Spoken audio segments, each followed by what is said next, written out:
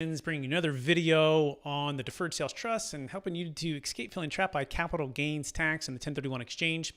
So if you are considering using a Deferred Sales Trust, what are the top 5 questions you should ask yourself? Let's start with number 1. The number 1 question you should ask yourself is, what am I trying to do? What am I trying to do? And sometimes this is a simple answer. Look, I'm trying to separate from a partner. I'm trying to sell and slow down my life and retire. I'm trying to capture value so that I can redeploy the capital somewhere else. It could be a death in the family. It could be a divorce. It could be something that's a lifestyle change, and the asset that you're holding is taking up a lot of time, energy, toilets, trash, liability. It can be a number of things. You know, being a multifamily broker and growing up in the real estate industry, there's a time and a place to sell certain properties and a time and a place to exit certain businesses, and you've got to really qualify and quantify and clarify what is it that you're trying to do. A couple other questions on this first part would be, you know, why am I selling and what's keeping me up at night? Right? What are the things that are stressing me out? What is the motivation to even think about exiting the asset? You know, sometimes people come to us at Capital Gains Tax Solutions and we walk through some of their scenarios, and oftentimes we find that the motivation really isn't there to exit the asset, the business, the property, or they haven't maximized the value of the business at this point, right? Or they thought the value was X, but really it was Y once they went through the process of due diligence and working with M&A advisors that we work with.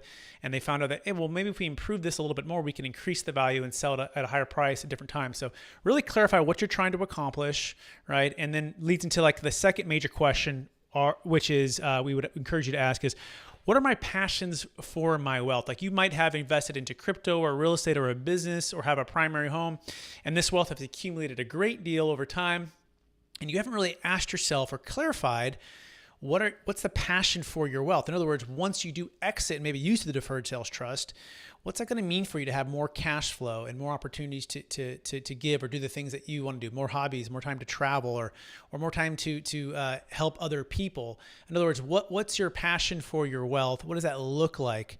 And example of this, we had a client who built or invested in multifamily properties over time, and we helped them sell their multifamily property here in Placerville, California for about $2.5 million. They bought it for about 1.2. Their NOI was about $120,000, and by the time they used the Deferred Sales Trust, it's going to be about 180, 190. So they were able to increase that cash flow, but their passion was spending more time with their family, having less stress with the properties, which is part of their motivation. But also just knowing that they can now harvest and make more wealth with the money to do things that they believe in and give to the causes they believe in. Which leads us to question number 3. On a scale of 1 to 10, how serious are you about solving your tax problem? Or another way to put it would be on a scale of 1 to 10, how serious am I about solving my tax problem? In other words, what does it really mean if you were to pay 25 to 50% of tax? So not only do you want to clarify your adjusted basis, you want to clarify what you're selling for, you want to clarify what that capital gains tax and depreciation recapture is going to be. And on a scale of 1 to 10, what does it really mean to you if that money is just paid to the government and is gone forever, right? And sometimes people will call us and we'll go through the Deferred Sales Trust, the benefits, the downfalls, all of the pros and cons, and kind of walk them through a plan. And at the end of the day, we ask them like, well, what does it mean to you if on a scale of 1 to 10, if you're just to pay that tax? Or does it mean that much to you? And sometimes it's like, no, it actually doesn't. So it's like, well, if it doesn't mean that much to you, why jump in with the Deferred Sales Trust with a third-party unrelated trustee? That's our role, with another financial advisor, with the legal tax team, with all of the new complications, if you will, right? Now, to us, they're manageable complications, but if that pain is not big enough, right, then why do this? So on a scale of 1 to 10, how serious am I about just actually solving this or deferring this tax, or maybe eliminating the estate tax with the DST plus? Or am I just, maybe about a 3? So, well, then maybe just pay your tax. But if you're a 7, 8, 9, 10, and you're like, well, I loathe paying the tax, then, consider the Deferred Sales Trust. All right. Question number 4. By the way, we just covered, number 1 was, what are you trying to do? Right. What am I trying to do? Number 2, what are my passions for my wealth? Right. So thinking beyond just the motivation for selling, but more like the passion for what that enables you to do, the causes you can support. Number 3, on a scale of 1 to 10, how serious am I about paying the tax? Question number 4 is, what did I first like about what the deferred sales trust can do for me to solve my problem. And this is really taking back a macro view. Sometimes we get into these tax planning scenarios and we do it all at no cost and obligation for our clients and potential clients that are considering using the deferred sales trust. And we start getting into the micro details, which are important.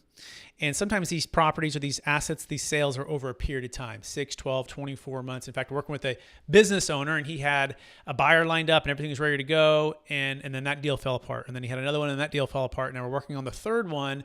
And sometimes we get so involved in all the little details about the deferred sales trust and, what the limitations might be and what it would mean if this, and we can, it's really good to analyze, but sometimes it's also just as important to take another big step back and say, okay, what was the first thing that I really liked about the deferred sales trust? Not only was it, deferring the capital gains tax, but it was that freedom and flexibility to be able to buy another business venture or to buy some real estate or to not have to buy any real estate or business and just be completely passive into the biggest companies in the world, S&P 500 and things like that, right? So realizing that it's the forest and the trees, right? And sometimes if we're getting into our deals so involved that we can forget about the forest and taking that step back about what you first liked about the deferred sales trust and really what was that first instinct of what it could do for you and your family.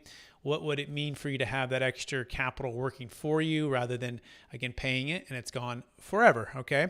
So that is question number 4. So we covered what are you trying to do, question number 1. Question number 2, what are my passions for my wealth? On a scale of 1 to 10, how serious are you about solving the tax problem? Question number 4, what did you first like about the deferred sales trust, that what it could do for you to solve your problems? And question number 5 is this: what does it mean to have an extra 25 to 50% of your gain for your family's financial legacy future?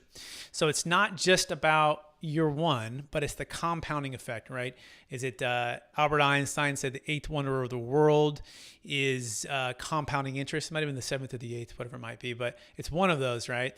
And it's compounding interest. So the ability to take something, and let's use the rule of 72, which states if you can earn 7% compounding over any 10-year period of time, and you let that money just compound, you would double your money. So if you put $1 million into the deferred sales trust and hypothetically it earned 7% compounding net of all cost, at the end of 10 years, if you took no distributions, it would be $2 million, right? So what would that mean for your family if you take that out every 10 years for 10 years for 10 years, and then they can step into your shoes via a living trust? Make sure you set that up properly.